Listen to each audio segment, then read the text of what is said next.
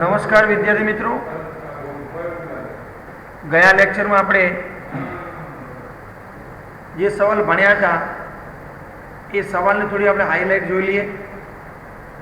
એ સવાલ હતો નીચી ખેત ઉત્પાદકતાના કારણો।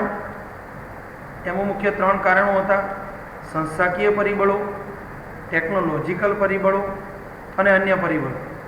સંસ્થાકીય પરિબળોમાં વિદ્યાર્થી મિત્રો આપણે ભણ્યા હતા જમીન મહેસૂલ ઉઘરાવવાની પ્રથા, ખેત ધિરાણ, એમાં આપણે નાબાર્ડ વિશે શીખ્યા હતા। બીજું છે કૃષિ પેદાશની વેચાણ વ્યવસ્થા, ચોથું હતું ગ્રામીણ સમાજ વ્યવસ્થા અને મુખ્ય બીજું હતું ટેકનોલોજીકલ પરિબળ। અને અન્ય પરિબળની વાત કરું તો અન્ય પરિબળમાં આપણે ભણ્યા હતા વસ્તીનું ભારણ, આર્થિક આયોજનનો અભાવ। હવે સવાલ એવો આવે છે વિદ્યાર્થી મિત્રો, ખેત ઉત્પાદકતા વધારવાના ઉપાયો।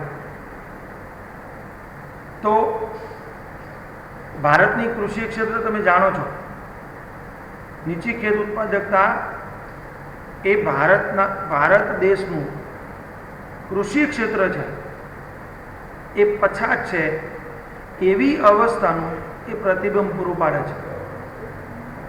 કેમ કે ભારત ગામડાઓનો બનેલો દેશ છે અને મોટા ભાગની વસ્તી એ ખેતી કરે છે। એટલે કે ભારતનો મુખ્ય વ્યવસાય એ ખેતી છે। તેથી અર્થતંત્રનો એક મોટો આધાર સ્તંભ એ ખેતી છે। માટે ખેતીમાં સુધારો કરવો એ ખૂબ જરૂરી છે। આ ઉપરાંત કૃષિ ક્ષેત્રનો વિકાસ થતો હોવાના કારણે ખેત ઉત્પાદકતા વધારવામાં આવતા ગ્રામ્ય અર્થતંત્રની આવકમાં વધારો થશે અને ગ્રામ્ય ક્ષેત્રની આવકમાં વધારો થશે વિદ્યાર્થી મિત્રો, સ્વાભાવિક વસ્તુ છે કે ખેતી સિવાયના બીજા બે મોટા ક્ષેત્રો ઉદ્યોગ અને સેવા એ બંને ક્ષેત્રોનો પણ વિકાસ થશે। એટલે કે આ ખેતી ક્ષેત્રોનો વિકાસ થતાં ઉદ્યોગ અને સેવા ક્ષેત્રના વિકાસને બળ પૂરું પડશે। આ ઉપરાંત એની અંદર રોજગારી, શહેરીકરણ, સ્થળાંતર, આવકની અસમાનતા વગેરે જેવા જે વારંવાર પ્રશ્નો સતાવી રહ્યા છે એ પ્રશ્નોનું નિરાકરણ પણ થઈ જશે। તેથી ભારતીય કૃષિ ક્ષેત્રની ખેત ઉત્પાદકતા વધારવાના મુખ્ય ત્રણ ઉપાયો છે। એમાં પહેલો છે સંસ્થાકીય સુધારા, બીજો છે ટેકનોલોજીકલ સુધારા અને ત્રીજું છે અન્ય ઉપાય। વિદ્યાર્થી મિત્રો, તો આપણે પહેલું જોઈએ સંસ્થાકીય સુધારા। વિદ્યાર્થી મિત્રો, તો કૃષિ ક્ષેત્રની ખેત ઉત્પાદકતામાં વધારો કરવા માટે ભારતમાં આયોજનના ભાગરૂપે સંસ્થાકીય સુધારો હાથ ધરવામાં જે કૃષિ ક્ષેત્રની આર્થિક પ્રગતિ માટે અનુકૂળ બનશે। એમાં પહેલું છે જમીન વિષયક સુધારા। પહેલો સુધારો છે જમીન સુધારણા। એની ભારતમાં ખેડૂતોને જમીનની માલિકી મળે તથા ગણોતિયાઓને ખેડ હકોની સલામતી પ્રાપ્ત થાય એ માટે જમીનદારી નાબૂદીના કાયદા, ખેડ હકની સલામતી તથા 7 પ્રથા એટલે કે ગણોત કે જમીનદાર પાસેથી જમીન ભાડે રાખનાર વ્યક્તિને ગણોતીય અથવા ગણોત કહે છે। ગણોતનો અર્થ અહીંયા સીધો થાય છે ભાડું। આવા જે કાયદા અંગેના કાયદાઓ પસાર કરવામાં જેના કારણે ખેડૂતોનું આર્થિક શોષણ થતું અટકે અને ખેત ઉત્પાદનનો મોટો ભાગ પ્રાપ્ત કરી શકે એવી સ્થિતિનું નિર્માણ થતાં તેઓ ખેત ઉત્પાદન વધારવા પ્રયત્નશીલ બનશે અને સરવાળે કૃષિ ક્ષેત્રની ખેત ઉત્પાદકતા વધશે। એનો સીધો અર્થ છે કે આની અંદર શું થશે, જમીન વિહોણો જો ખેડૂત છે, ખેત મજૂર છે, એ ખેડૂત બનશે। ખ્યાલ નહીં એની વાત છે। એના પછી સંસ્થાકીય ધિરાણની પ્રાપ્તિ। બીજા નંબર, ભારત દેશમાં કૃષિ ક્ષેત્ર સુધી ધિરાણ અને અન્ય નાણાકીય સગવડો પહોંચે તે સંદર્ભે વર્ષ 1969 અને 1980માં બેંકોનું રાષ્ટ્રીયકરણ હાથ ધરવામાં આવ્યું।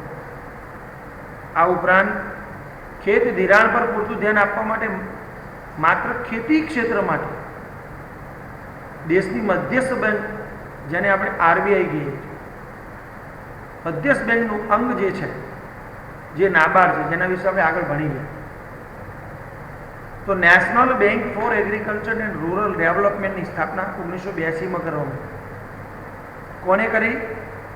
આરબીઆઈ। શાના માટે? કઈ સ્થાપના થઈ? તો નાબાર્ડની। તો નાબાર્ડનું પૂરું નામ પૂછે, ક્યારે થઈ? તો 1982માં। તેના અંતર્ગત આરઆરબીએસ એટલે કે રિજનલ રૂરલ બેંક્સ એટલે કે પ્રાદેશિક ગ્રામીણ બેંક, સ્મોલ એસ છે તો એનું બહુવચન। બીજું છે એલડીબીએસ યાની લેન્ડ ડેવલપમેન્ટ બેંક્સ,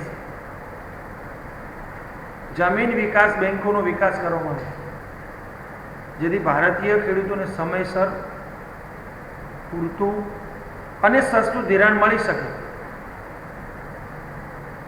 એના માટે એની વ્યવસ્થા કરવામાં આવે।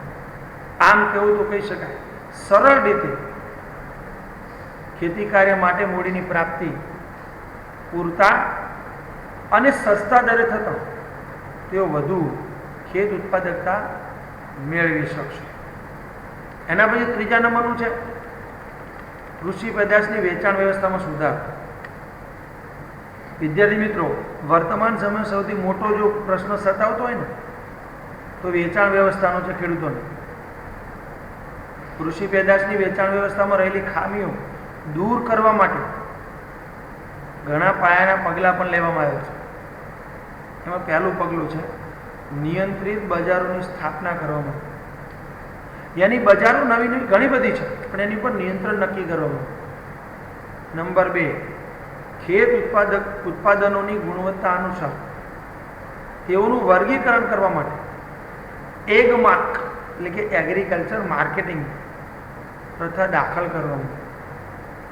પ્રશ્ન પૂછી શકે છે કે ખેત ઉત્પાદનોની ગુણવત્તા અનુસાર વર્ગીકરણ કરવા માટે કઈ પ્રથા દાખલ કરવામાં આવે? તો એનું નામ છે એગ માર્ક। એગ માર્કનું પૂરું નામ થાય છે એગ્રીકલ્ચર માર્કેટિંગ। ત્રીજા નંબર, જો ખેડૂતો ખેત પેદાશનો સંગ્રહ કરી શકે તે હેતુથી રાષ્ટ્રીય કોઠાર નિગમ અને રાજ્ય કોઠાર નિગમો ઊભા કરવામાં આવે। સવાલ એ પણ પૂછી શકે છે કે ખેડૂતો ખેત પેદાશોનો સંગ્રહ કરી શકે એના માટે શાની વ્યવસ્થા કરવામાં આવી છે? તો વિદ્યાર્થી મિત્રો એનો જવાબ એવો આવે છે કે રાષ્ટ્રીય કોઠાર નિગમ અને બીજું રાજ્ય કોઠાર નિગમો શરૂ કરવામાં આવ્યા, જેના કારણે ખેડૂતો પોતાની પેદાશનો શું કરી શકે? ભાવ લેવા માટે સંગ્રહ કરી શકે। એના પછી ચોથા નંબરની વાત કરીએ તો ખેત પેદાશોના ભાવોની માહિતી ખેડૂતો સુધી પહોંચે અથવા પહોંચી રહે તેવી વ્યવસ્થા ઊભી કરવામાં આવે।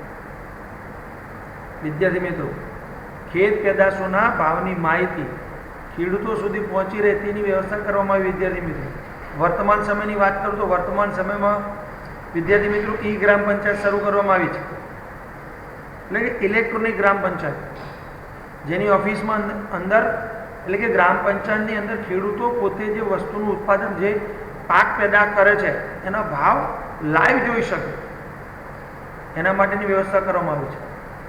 અને પાંચમું છે ખેડૂતોને બજારના ભાવ ફેરફારોથી સુરક્ષિત કરવાના હેતુથી તળિયાના ભાવ સરકાર દ્વારા જાહેર કરવામાં। તળિયાના ભાવ એટલે શું? એવો પ્રશ્ન પૂછી શકે છે। તો ખેડૂતોને બજારના ભાવ ફેરફારોથી સુરક્ષિત કરવાના હેતુથી સરકાર દ્વારા જે ભાવો નક્કી કરવામાં આવ્યા તેને તળિયાના ભાવ કહેવામાં આવે છે। એના પછી ચોથા નંબરની વાત કરીએ તો કૃષિ પેદાશો, કૃષિ સંસાધનો, બીજી ભાષામાં કહું તો કૃષિ સંશોધનો।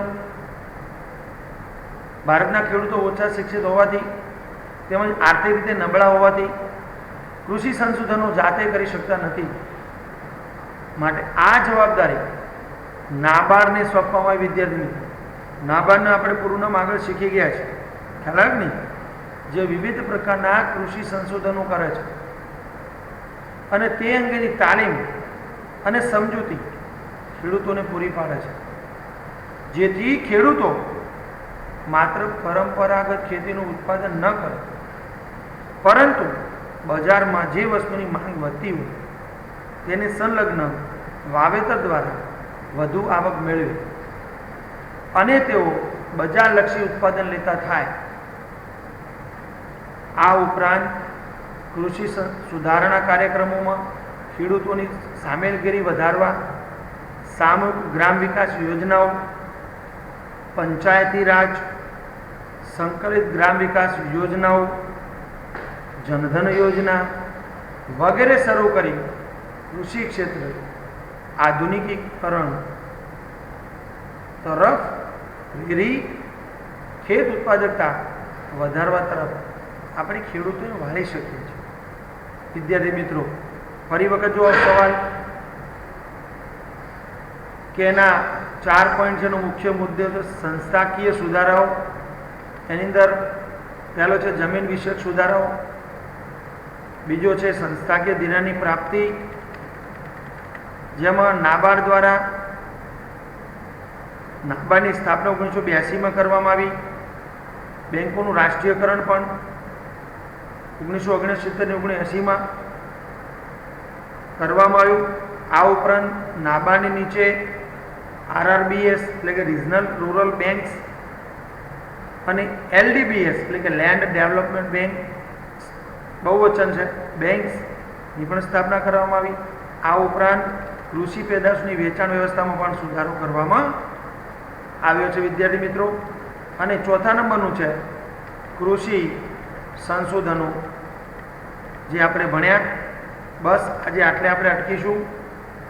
આગળનું જે છે ટેકનોલોજીકલ સુધારાઓ, જે આપણે આવતા પીરિયડમાં ભણીશું. જેટલું કરવામાં આવે છે એટલું તૈયાર કરો, ખૂબ જ મહેનત કરો એવી અપેક્ષા સાથે આજનો વિડીયો પૂર્ણ કરું છું. Thank you very much.